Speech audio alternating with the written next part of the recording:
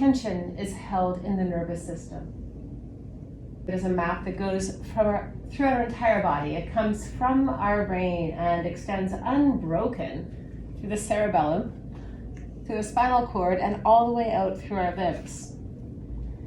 And it's our nervous system that is giving us the information about how we navigate through the world. Our brain is more like the captain in the top of the ship, taking in information and making choices, perhaps, but really a lot of it is mapped through our body.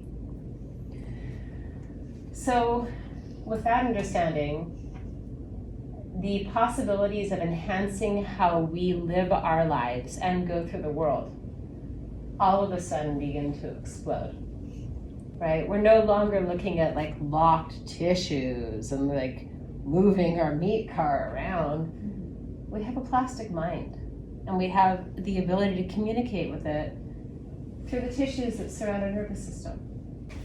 Since, like, take your own age, subtract 2 years, that is the amount of time you have spent vertical in your body, okay?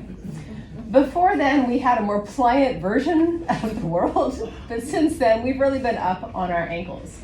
And let's just track through our joints. So the first one you probably feel is your ankle joint. And you can go ahead and just roll that joint back and forth, side to side.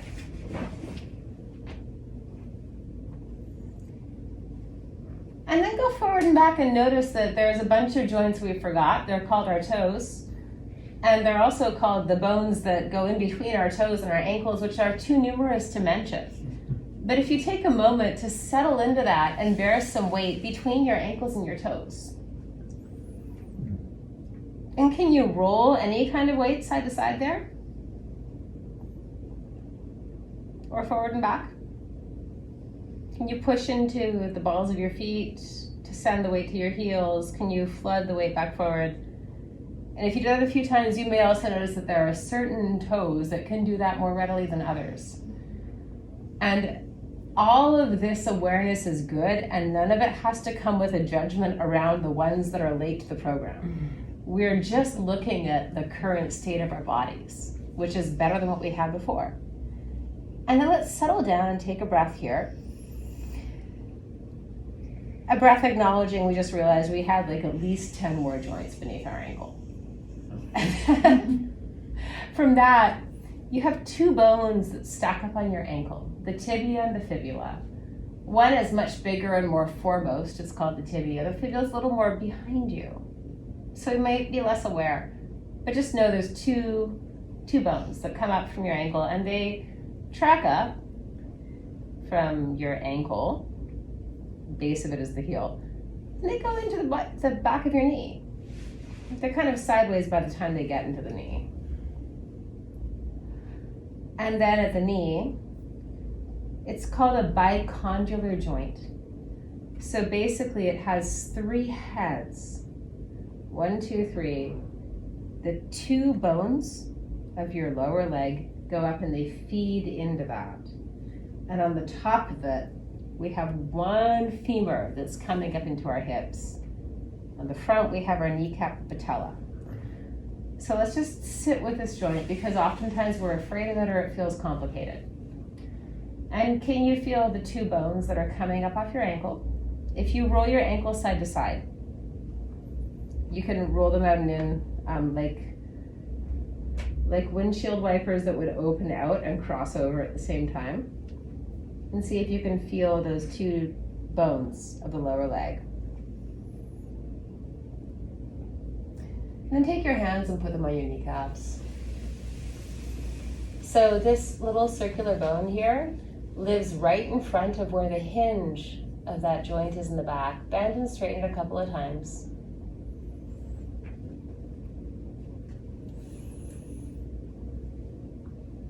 And I want you to see if you can feel a bit of a bouncy influence. That sense of resilience where it doesn't end because the door stops opening. It ends because the tissues are less pliant, and so they push back. And there's this single bone of your femur that extends up into your hips. So once you find that, you can just stand back up. And you might notice even your stance is different. Okay, so we have the single bone that comes up into our hips, which is one is a very small number for this driving force that then takes us around through space, which is why we have this fabulous femoral joint. So it's a great big cup inside your hip joint that attaches to your femur. And it allows for all kinds of movement this way, in that I can move my leg this way, avoiding statues. Or I could also move my body in all kinds of ways over a stable leg. Right, so 2 opportunities here. So take a minute to just track that. The next big joint. You can move one leg around. You can stand on a leg and move around it, but just for a second, play with that single bone that then supports the rest of you up. And if it's a lot to raise a leg, you can also keep one leg on the ground and just shift your weight around the bone.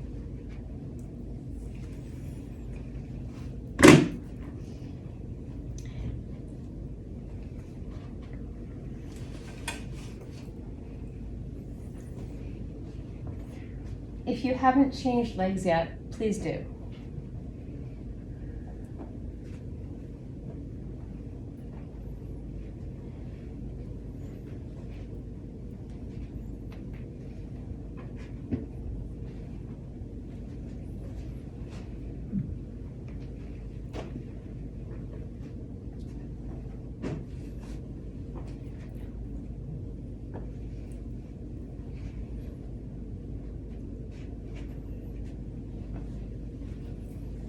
Okay, let's come back to both legs.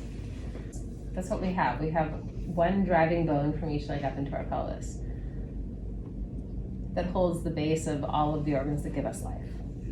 And this joint right here, if we shift our pelvis back and forth from one side to the other, what can you feel now as far as sitting some weight into a hip and coming off of it and then sitting weight into the other hip? So we're going to consciously bias towards shifting weight to the outside of our bodies here.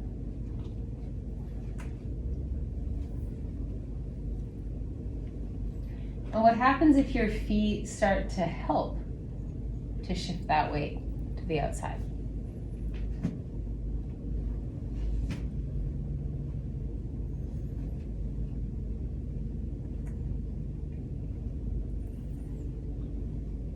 And then come back to center. So for a second now, I'd like you to come back into your legs, but squeeze the inside of your legs together like you were trying to maybe hold a yoga block there, and shift your weight side to side and feel the inside contents of you shift over the insides of your feet.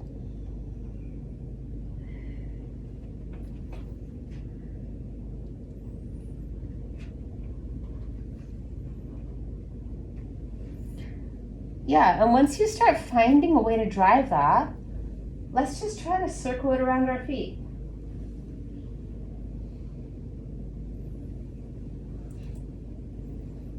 You're allowed to bend your knees. You're just not allowed to lose the muscle tension that gives meaning to this movement.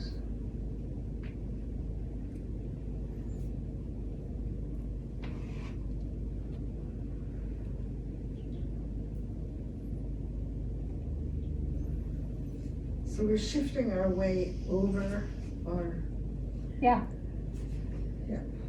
Yeah, we're shifting our weight over our feet by shifting our hips.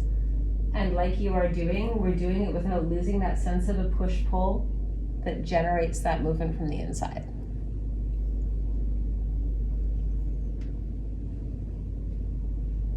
And then I'd like you to stand in center and find your new awareness of your pelvis on top of your feet.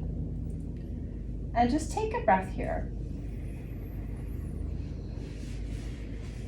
And if you compare your sense of yourself now to the sense of yourself that you've known before, is there any difference in how your upper body feels.